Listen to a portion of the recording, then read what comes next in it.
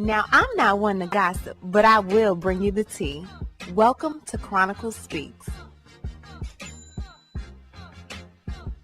Please, I don't have any time for any gossip now. Eh? Yes. Look at it. So the lawsuits start and they just don't seem to ever stop. Last week, Diddy was hit with a lawsuit from his ex, Cassie Ventura, but he ended up settling it. Now 2 other lawsuits have come out with more women claiming that Diddy has taken advantage of them as well. And one of the lawsuits even included the singer Aaron Hall as a defendant. Now, although these lawsuits may be from the early 90s, the New York Adult Survivors Act is helping victims get justice with no limitations on how long ago the incident happened. Now Diddy is Diddy bopping to a different tune, the tune of lawsuits coming in left and right. We are going to get into this and so much more, but before we do, please be sure to subscribe to this channel and hit the bell for notifications so you don't miss out on any news regarding these cases and so much more. Now let's get back into it. So pictures came out last week of Diddy after he settled his multi-million-dollar lawsuit with Cassie, which she claimed she was physically and sexually abused, among other things, by the rapper. Well, now 2 more lawsuits have come out. The first is from a lady by the name of Joy Dickerson Neal, and the second one is from a Jane Doe. So let's get into Joy's lawsuit, and then we'll get into Jane's. Now, Joy grew up in New York City and was raised by a single mother. In 1987, she began attending Syracuse University as she was inspired to attend, hearing stories about her late father who attended the university and had died the same year she was born. She was majoring in psychology. Joy was a hardworking student who balanced her studies while also working as a server at Wells Restaurant in Harlem, New York to pay for her education. Plaintiff was looking to make a foothold in the music industry and had worked as a receptionist at Apple One, a renowned talent agency, and as a local scout for Gary Brewer, an industry cameraman. Plaintiff also collaborated with Chuck Stone, a film director, on music videos for Grammy Award-winning artist A Tribe Called Quest and Michelle Indegeocello. On repeated occasions, Combs pursued plaintiff for a romantic and sexual relationship. However, plaintiff had heard that Combs had a history of treating women badly and rejected Combs' advances each time. In fact, Sister Soldier, a rapper from the Bronx, pointedly asked plaintiff why she and Combs had been featured together in a music video for Straight from the Soul by Finesse and Sinquist. Plaintiff understood that Sister Soldier was warning her to stay away from Combs, given his infamous reputation. Finally, on January 3rd, 1991, during her winter break, Ms. Dickerson reluctantly agreed to meet Combs in New York City. Again, wary of being alone with Combs, plaintiff chose Wells Restaurant in Harlem, New York, which was a familiar environment as she worked there as a server and knew the employees. At Wells, plaintiff began to feel more comfortable as her and Combs engaged in conversation over food and drinks. Later in the evening, plaintiff had utilized the restroom and left her drink unattended. Combs indicated he did not want the date to end and asked plaintiff to join him in doing some errands he had to run around the city. While driving with Combs in his car, Combs produced a blunt and asked plaintiff to take a hit. Plaintiff politely declined, but Combs was insistent that plaintiff should roll with him and promised to have her home at a decent time so she could study. Feeling pressured, plaintiff reluctantly took a hit of the blunt. From that point on, plaintiff's memory is incomplete. Plaintiff recalls Combs bringing her to a music studio, and when she attempted to exit the car, her legs felt rubbery and she was unable to stand. Plaintiff next recalls being outside of a residence where it seemed Combs was living, except he rang the doorbell. A man who was an acquaintance of both plaintiff and Combs answered the door. Plaintiff recalls that being odd as she believes, perhaps mistakenly, that it was Combs' home. While in the home, Combs sexually assaulted plaintiff. Plaintiff recalls feeling humiliated and hurt, yet she could not escape the assault. Because she had been drugged, plaintiff lacked the physical ability or mental capacity to fend Combs off. The next day, plaintiff's vaginal area hurt in a way she had never experienced from any prior consensual sexual encounters. Feeling confusion, pain, embarrassment, and shame, plaintiff did not go to the hospital or report the assault to the police and sought refuge in her apartment, avoiding any outside contact. The next day, plaintiff broke down and tearfully recalled Combs' sexual assault to her best friend. Shortly thereafter, Devontae Swing, a member of R&B group Jodeci, told plaintiff that Combs had filmed himself sexually assaulting plaintiff and had shown the video to Swing and others while working at the studio. Plaintiff asked Swing who had seen the video, and he replied, "Everyone." Plaintiff was mortified as she learned that Combs had filmed the assault and knew it would haunt her for the rest of her life and career. Swing told plaintiff that he wanted to speak up against Combs, but he was fearful that the band would lose their record deal. Jodeci was in the midst of recording their studio album, Forever Lady, which Combs was doing A&R. In the coming weeks, plaintiff did her best to pull herself together so she could return to Syracuse University.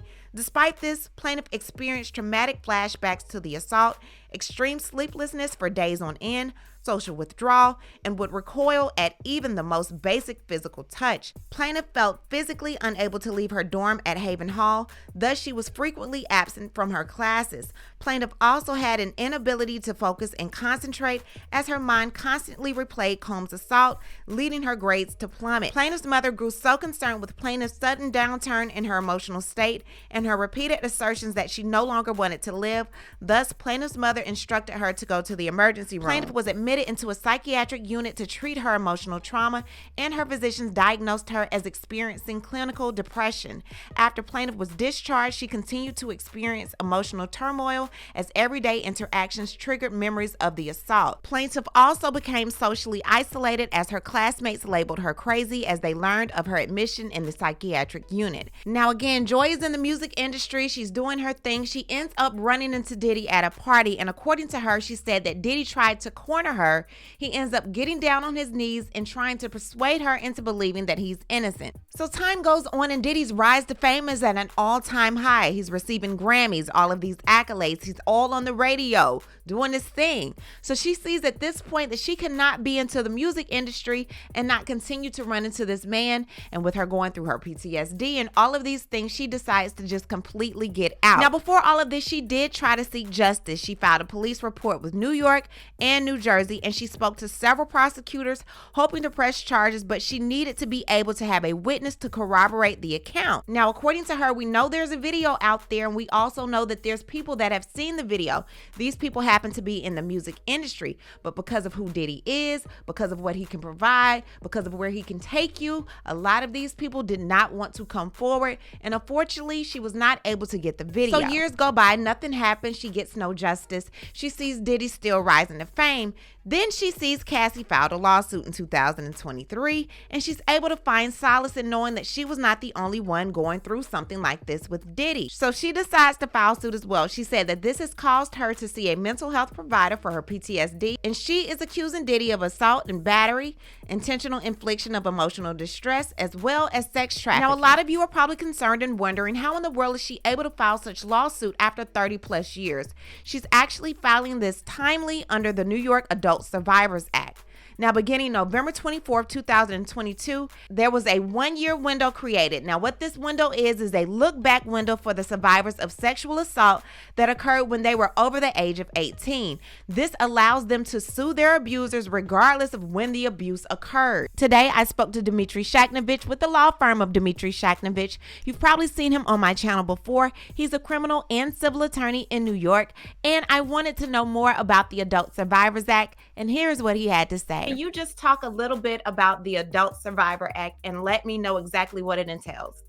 Sure. So after the Me Too movement, right, all of these sexual assault claims came to light. And so what happened was a lot of folks came out, a lot of women came out and said, well, this isn't fair because what happened to me happened X amount of years ago. And the statutes in New York for felonies are relatively short. And so we're out of luck, and that's not fair. And for civil lawsuits, they're short as well.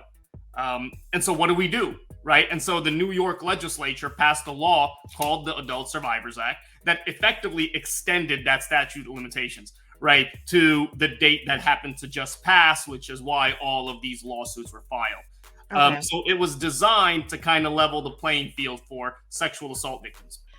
With this new lawsuit, it happened in 1991. A woman claimed that she was introduced to Diddy. You know, they pretty much he raped her, according to her. This was 1991. I know with the Adult Survivors Act, they can go back as far as they want, but what type of proof needs to be shown? She said that there was a videotape, but she can't find it. Yeah, look, the problem with age-old lawsuits is that they're hard to prove. That's why, by the way, statutes of limitations exist to begin with, right? Because you don't want somebody to be on the hook forever. And as time passes, witnesses forget and evidence get lost and things of that nature, right? Now, at the end of the day, something like this will come down, assuming it doesn't settle like the last one did, will come down to a credibility effort, right? Whether or not she's believable. The fact that she doesn't have evidence, presumably not a ton, assuming it's from 1991. And look, we don't know. Maybe she does have evidence. Maybe she has witnesses. Maybe she has other things. We don't know. But if she doesn't, it'll, of course, make the case harder. Remember, civil lawsuits aren't criminal lawsuits. The standard of proof isn't beyond a reasonable doubt, right? It's preponderance of the evidence. More likely than not, 51%. So it's a bit of a lower standard.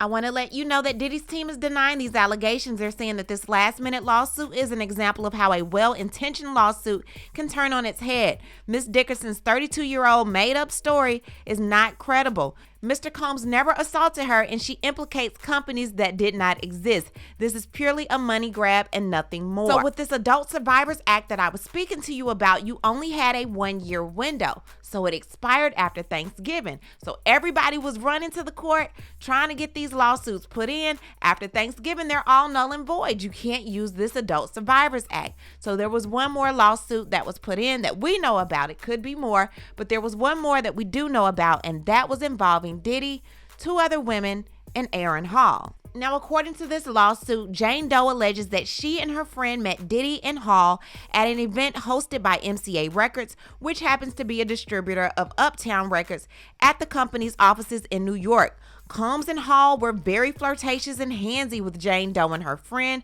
offering them drinks throughout the night. Now, as the event was winding down, Combs and Hall allegedly invited the women back to Hall's apartment for an after party. While at Hall's apartment, Jane Doe was offered more drinks and was coerced into having sex with Combs. After Combs finished doing his business, Jane Doe laid in bed, shocked and traumatized. As she was in the process of getting dressed, Hall barged into the room, pinned her down, and forced Jane Doe into having sex with him as well. The complaint says Jane Doe quickly got dressed and fled from Hall's residence after the alleged rape. It alleges that she later spoke to her friend and learned the other woman had been forced to have sex with Combs and Hall in another room. Upon information and belief, when Combs finished with Jane Doe, he and Hall switched. A couple of days after the alleged assault, Combs allegedly visited the homes of where Jane Doe and her friends were staying and turned violent. He was irate and began assaulting and choking Jane Doe to the point that she passed out. Combs was searching for Jane Doe's friend because he was worried that she would tell the girl he was with at the time what he and Hall had done to them. Now, at the time of this recording, Diddy nor Aaron Hall has responded to this particular lawsuit. We don't know what they have to say about this one, but I've been told by my subscribers that there are plenty of videos going around with Aaron Hall mentioning Diddy, Jodeci, and the likes of others actually watching him perform and have sex before they've been in the house. Yeah. I like for them to see how I like. You speak to Jodeci or Puffy or any. They've been at my house. They all see me. I don't think I would have told that. This woman said it went down in the house. I don't know where it went down. I don't know if it went down. I don't know how it went down. All I know is this is not a good look for you, Diddy. And I have a feeling a surviving Diddy documentary might be coming soon. In the meantime, in between time, what I need to do is hear from you. What do you think about all of these lawsuits popping up with Harvey Pierre, Jimmy Iovine, Jamie Foxx, Diddy, L.A. Reid, Eric Adams, Aaron Hall? Child, they probably are really happy this Adult Survivors Act is finally coming to an end. It's finished. It's finito. Leave a comment. Tell me what y'all think about all of this. You know how we do. We'll talk about it down below. Talk to you guys later. Bye. As always, thanks for watching. Don't forget to hit that subscribe button, hit that like button, and hit that bell so you don't miss any of my new episodes.